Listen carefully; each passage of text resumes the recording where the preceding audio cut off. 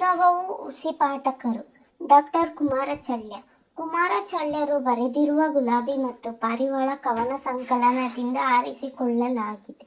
ಯೇಸು, ಬುದ್ಧ, ಪೈಗಂಬರ, ಬಸವಣ್ಣ, ಗಾಂಧಿ, ಅಂಬೇಡ್ಕರ್ ಇವರು ತೋರಿದ ಹಾದಿಯಲ್ಲಿ ಬದುಕಬೇಕು.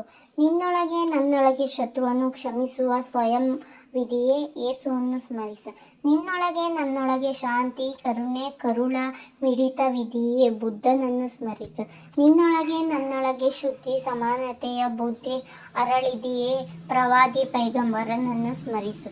ನಿನ್ನೊಳಗೆ ನನ್ನೊಳಗೆ ದಯೆಯ ತೊಟ್ಟಿಲಲ್ಲಿ ಎಲ್ಲರನ್ನಿಟ್ಟು ತೂಗುವ ಆಸೆ ಹುಟ್ಟಿದೆಯೇ ಬಸವಣ್ಣನನ್ನು ಸ್ಮರಿಸು. ನಿನ್ನೊಳಗೆ ನನ್ನೊಳಗೆ ಸತ್ಯ, ಅಹಿಂಸೆ, ಕೋಸು ಜನಿಸಿದೆಯೇ ಗಾಂಧಿಯನ್ನು ಸ್ಮರಿಸು. ನಿನ್ನೊಳಗೆ ನನ್ನೊಳಗೆ ಸಂಕಟ ಉದಿಸಿದೆಯೇ ಅಂಬೇಡ್ಕರ್ನನ್ನು ಸ್ಮರಿಸು.